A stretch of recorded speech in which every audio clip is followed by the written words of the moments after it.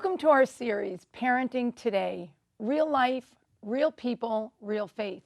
I'm Mikey Hill, along with my co-host Mary Hassan. Between the two of us, we have 17 children and almost 50 years. Our guest today is Dr. Ray Guarendi. He is the father of 10, a clinical psychologist, author, public speaker, and radio host. My favorite title for you is my favorite humorist, Dr. Ray. I don't have 50 years. You guys might add 50 years. That would have required me to get married in kindergarten. 9 kids, 7 kids, Correct. 10 kids. Isn't it wonderfully quiet here? That's why we're here. I think we ought to just do this show for the next several hours.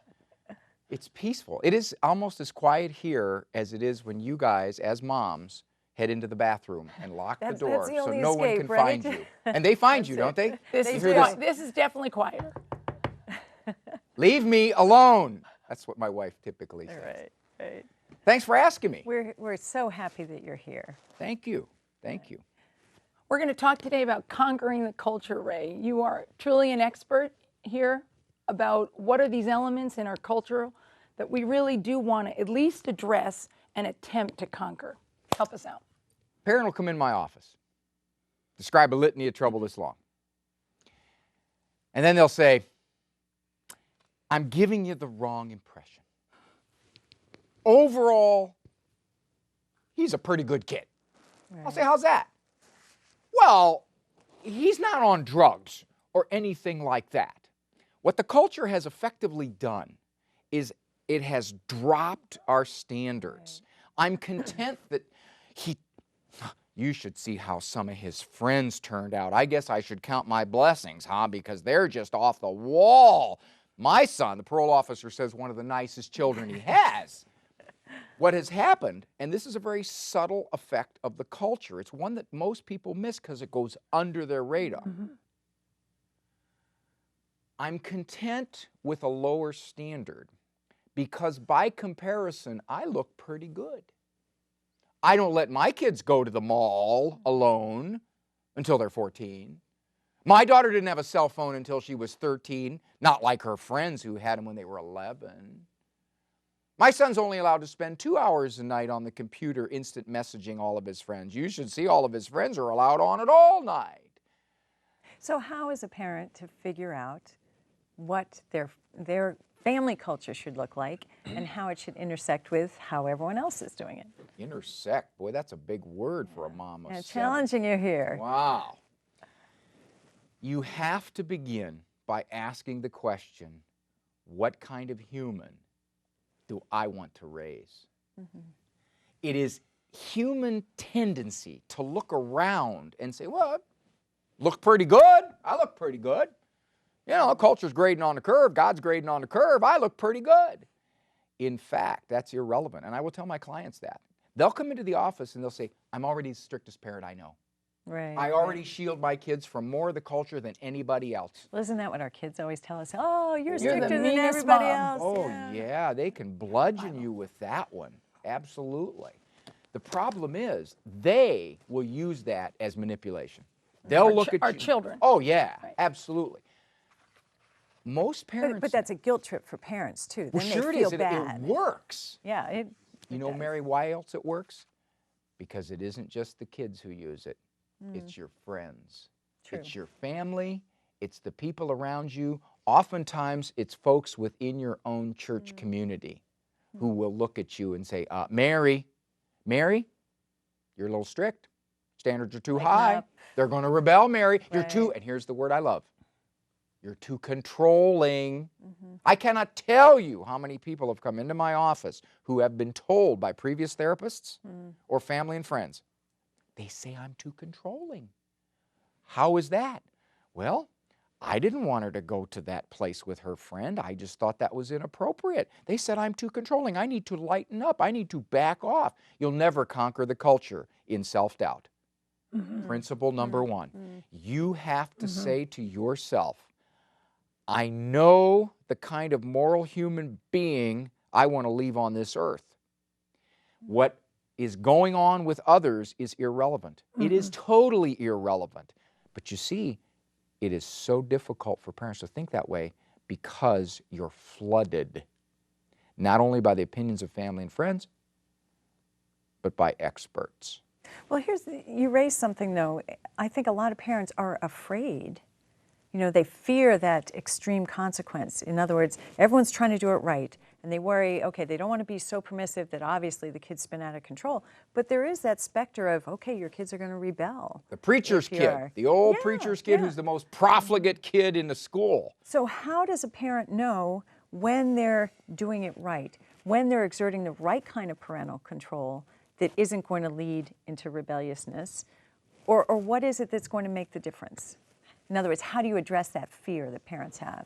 That myth, and it is a myth, Mary, It's a lie. it is a lie that essentially says if you supervise, if you monitor, if you guide, if you have high standards, your kids are simply going to react like the kid who's been kept down on the farm for 12 years and finally sees Paris. But let's use the real word. I've been told if you control. Control is not a bad It is word. not a bad word. It never But, was. but your colleagues You're right. have made us feel Right, that you're control right. is a bad word. You're absolutely right. They have used the word control. They have used the word authority. They have used the word limits as negatives. Playpens were bad. Yes, they've got, they just kind of have a negative psychological tinge to them, don't they? Isn't that partly because there's a view that the child sort of innately has this goodness and this self-directedness that they will naturally go to the right thing? Did you And that have if we just- psychology courses, Mary? Oh, I remember my pediatrician saying, don't worry, well, one of my former pediatricians saying, don't worry about what they eat. Your kid will naturally eat only till they're full, and they'll eat the My good kids stuff. would naturally eat Krispy They would- Kremes. right, my kid's the same. Well, I switched after that, but not switch kids, but switch pediatricians. You know, She but likes mine isn't better, that? actually. Mine lived in her house for I'll a while. switch. This is a I'll true take your story. They had kids, Krispy yeah. Kremes out in the lobby. You know, let me give a real story that actually happened to one of our children. He was preparing to go to college. He was in his junior year of high school. And this is why I think to combat the culture and to conquer it, we have to be aware that even friends, even people who we look to for advice, this was a religious figure that looked at our oldest son and said, well, we believe here that teens and now college students are just going to pick the good. We're going to expose them to all the liberal ideas of the church because liberal is a freeing idea. And our older son, I use him by name, Jamie, looked at this, gentleman and said, not me. I'll choose sin if you leave me alone. I'm going to just naturally go that way. There's a kid with self-knowledge. I mean, unfortunately, Yes, most I'm parents don't even impressed. have that knowledge. But of the human point is, nature. here is a position. I mean, a person in a position of authority that Moral really, authority. really, advocated this mythical, deceitful So position. you touch on something. When people think the culture, they generally think the media, the music, the movies, the pop culture. What you're touching on is the attitudes that permeate the culture also. Attitudes of, well, if you expose them, they'll choose the Right, good. right. We must have teachable moments. Let your 9-year-old experience that movie, sit and watch it watch with it with him him. to have teachable moments. I think teachable moments sometimes could be the most abused, misused concept around because it implies that when the kid experiences something, your teaching is going to be more powerful than what he the experiences. experience. Yeah. He's seeing it visually, he's seeing it and experiencing it emotionally, and then here you come with your intellect. Anybody who understands human nature will recognize that watching a movie that is devastating in its moral message is not going to be taught out of a child simply by you sitting there and saying, sweetheart, now do you see what he did there? Now do you think that's right? Do you think that's good? When the whole message is coming across that the character is cool, the guy is one major league man, and he has no consequences because of what he did. And the presentation is perfect. It's beautiful. Yeah. And here's It's Mother alluring, it's without a seductive. script writer, without a special effects budget, just this kind of simple person trying to talk a kid into it, and he's looking at you going, hey, come on, where's the remote? Get you going here. You're really a drag here, Ma. Let's go back a little bit, though. you know, where does this come from? Let's use another word we're not supposed to, is Satan is alive and well and wants to take this teachable moment, makes the word control and authority bad. I think we have to look that, you know, Satan comes disguised as the good. This is a real clever mystery that we got to be watching the characters and be able to translate what is good and what is holy and what is noble, Philippians 4:6, and frankly, what isn't, even though it comes dressed up. So to the casual observer, to the person who's not well formed, not plugged into what is right, is going to see, well, actually looks good. Just like you said, these women who can kind of massage their own comparable position to her girlfriend, she can be easily confused. You know, the teachable moments was a good thing. This is a moment where, so we have to understand that, okay, wait, stop the bus. This is all backwards. What is good and what is right? But isn't there a fundamental problem here with when parents get sucked into that mindset? It seems like they're believing the lie that they should sort of be passive, and that if you're going to conquer the culture, if you're going to forge a family culture that gives strength to your kids, that instills in them moral standards, genuine beliefs that they're going to internalize, you've got to be proactive about that. You've got to take steps to make that happen. You got to be controlling. Yeah. But again, though, she's got to understand that she's got to learn a whole new vocabulary. She's got to understand the terminology. Do you see where I'm going? How can she help dissect, you know, what is of the evil one and what is of God? Because it's all confused. It's the super highway of confusion. A big struggle. I'm going to take you two as moms, standard moms. Well, you're not standard moms. You got 7, you got 9 kids. You're weirdo moms. You know that. You get everybody abusing you for having that many kids. Right. There's only 3 sins left here in our culture. There's only 3 sins left. Smoking, spanking, and having more than 2.13 children. Those are the 3 sins left. Everything else you could do. My 1.3 looks really funny, though. I found that didn't work real well for her. Short. Yeah, the 0.3 is short. She's got a lot going on that's lacking. I wish I could infuse into moms like you and parents everywhere a sense of, I am mom. I must make the decisions for my child's welfare. I cannot every day consult a book, every day consult 7 people, every day look around me and say, well, gosh, I'm the only one doing it this way. My daughter's looking at me and saying, why don't I have a cell phone? I'm 15 years old. There is no 15-year-old in the eastern, western, northern, southern hemisphere that doesn't have a cell phone. How can this possibly be? I'm living with this Neanderthal over here. Do you realize, ladies, the strength it takes to stand against that? Oh, yeah, it can be a continual onslaught, especially if a kid has something in mind. I mean, they're single-minded and our attention's divided. We've got bills to pay, we've got other kids to deal with, meals to cook. And I think parents oftentimes suffer in the sense that their wills are weak, or they lose sight of the goal, but they're not prepared to withstand that single-minded, pushing by a kid. And they just take the passive route. I'm going to submit to you that the kid is not the hardest force. The bigger force is the big people. Most folks can look at a kid and understand, well, he's a kid, I can see where he's coming from, but he is a kid, he doesn't have the wisdom, he doesn't have the maturity. But when your mother, or when that person in that moral authority, or when your brother-in-law who is the physician with the lawyer wife, and they're very bright and they're very educated, and they're telling you you're way off here, you're back in the Middle Ages the way you're raising this child. That's what starts to rock people. That's when they start to go, oh. And yeah, criticism or lack of support from your family in particular, I think, can be one of the toughest things for families. Well, the primary person raising children are the moms. Let's go back then. Is the biggest battle then with herself? How does she really, grab on and embrace this confidence that has like water off a duck's back, somebody else's opinion? Galatians 4:6 is just clear about, don't worry about anyone else's opinion, anybody else's standard. How does she get there? Our listening audience, our viewers, are primarily moms. They're at home doing the saving work of the church right now. How does she get to be where she can respond back to the policeman, the lawyer, the Psychologist, moral school authorities? psychologist. Shrink. Yeah. Where does she get that inner confidence? She starts by knowing her goal. I always tell parents, it's relatively easy to raise a civilized child, one who doesn't break the law, one who doesn't get in trouble with an employer, one who doesn't steal, one who's not on drugs or alcohol. That's Basic. That's basic. Most people can do that.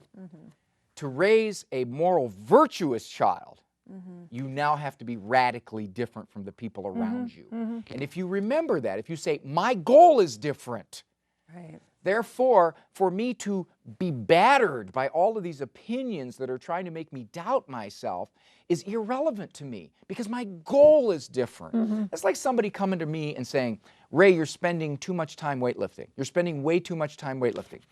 You don't understand. I want to be an Olympic competitive weightlifter. But you don't need to spend 5 hours a day doing that. But your goal. Yes, I do. My goal is to be a competitive weightlifter. I do need to spend 5 hours. The mother whose goal is to raise a 1 in 100 moral kid can't look at the other 99 people and say, gosh, I'm really not like them. Of course you're not. Thanks be to God. Yes. So just a thought there. Okay, so she's committed to the goal now. Okay. She realizes, okay, we're going to be different. The identity and the culture in our home, okay, she's cool with that. Okay. She can handle it at home. Then she's about to get out of bed. Well, I didn't say any happened? advice beyond that. As long as you're in bed, it's fine. Just put the covers up over your head and say, I'm going to raise a really good kid. Automatic coffee works. Right. Okay. Simple rule. The average parent is giving way too much authority, way too much leeway, way too early to the children and their wants. Flat out. Social freedom in our culture and probably in cultures around the world that attempt to mimic the U.S. culture, social freedom is happening 2, 3, 4, 5 years too early. My daughter, for example, is 17. Boy asked her out from work. My wife said, we think we're going to go 18. We think we're going to go 18. All around us, everybody has long since had boyfriends and girlfriends by age 18. All of them. All of them. Are we going to create a girl who's simply going to run out and work the bars because her parents didn't let her date till she was 18? Absolutely not. My wife's idea, my idea is 18. Well, in most of human history, that was okay. If you were gonna go out, that was okay. That was a fine age. Only in our age do we resist that, and we have the arrogance to say our age is the best. We do it right. All those other cultures, all those other ages, they just missed it. They really didn't know. As a very real matter, I think moms will look around and they'll say, well, so-and-so's kid seems to be doing okay. They turned out okay doing this. And I think part of the problem is you don't really know what's going on underneath the surface, or you don't see the results. If you don't stop and think, you're not going to focus on the fact that 10 years out, they may have a broken marriage, they may have, all sorts of just casualties strewn along the way because they have not internalized those moral principles. But I think that's one lie that moms, if you will, can believe. It's like you look around. But there she's comparing again, though, which is your first she's principle. comparing, right? But there's also an insecurity there. I think it comes back to that sense of confidence. Do I know what my goal is? Am I sure that this is what I want and this is the way that I can achieve that? And if they're insecure about that, then there is the tendency to look around and to try to figure out, well, what's everyone else doing? Or, what they're doing seems to be okay, so maybe my kid's right, or maybe my in-laws are right, or maybe my husband. Sometimes there's a division within what they're the doing, couple. Mary, seems to be okay as long as you define it as they're raising a civilized child. On a subtle level, you can't know. I'm a shrink. I know what goes on behind those white front doors. Right. And so when people say to me, well, her kid just turned out fine. Not only from my own general experience, but maybe I even personally know that kid. Yeah. And as often as not, It's I not can't so say fine. anything, but that's not the way it is. Yeah, yeah. Yes, to the public eye, they're not on drugs. But underneath Or they're holding it, down a job they're or holding doing those down a basic job. things. That's yeah. right. They kind of dropped out of college, but they're going to go back or whatever is in their future. That is all just civilized stuff. The moral stuff is the stuff you have to look at. Plus, I think we have to look at our moral goals as really authentic moral goals. I think, Ray, there's another part of our culture that's very, quite frankly, vain. So as long as it looks good on the outside, but inside, there is that tension, there is that angst, there is some either topical or deep-seated anger because the kid is the preacher's kid. He's trying to be somebody that mommy wanted him to be, but there's not that coherent, authentic understanding of what mom and dad's goal was to begin with. So for many years, you do have objective good fruits. But again, only you and maybe the confessor is going to see that, but there's a lot of internal pressure, but he knows that you go to the country club and blow up, you're going to get in big trouble. So his country club is all day long until finally he hits, ideally, 14 or 15 and can talk about this with mom and dad. More often than not, it happens at 40. And you realize, oh my gosh, I've been duped all these years. This isn't me. There's something unreal and inauthentic. So it hasn't all come together with them.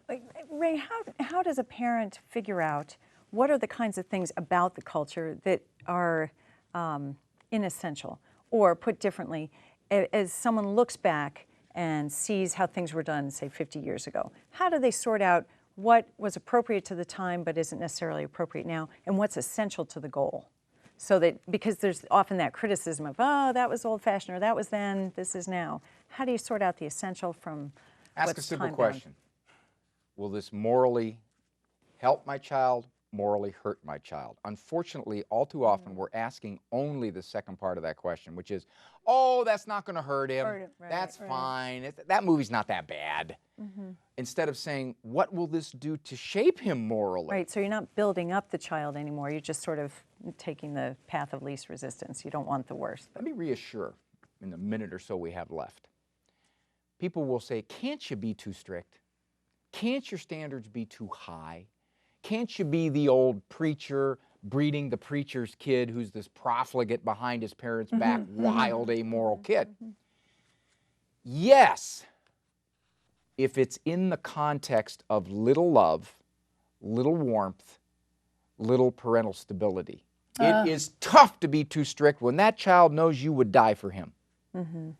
When that child knows and sees every day how much you love him and how much you are sacrificing for him, you can put your standards up here if you want. Standards, not micromanaging the kid's life. Standards. Right. As long as the love is there, it is very hard to have standards too high. Our Lord says, be perfect as your heavenly Father's perfect. Is somebody going to say to him, oh, those standards are too high? Back off, God. You don't really understand us. Well, we're gonna address this more in subsequent sessions. We've been talking about conquering the culture. We're going to talk next about maybe some authority, your role as the head of the household, and fathers and the role that they play. We've been talking about what is this standard and embracing what is the goal that we want for our children. So we encourage you families and you moms out there who are watching, we encourage you to think and embrace what your goal is for your child, to raise a godly, virtuous child. And Dr. Ray, we thank you for joining us in this session, ladies. and we look forward to more discussions with you.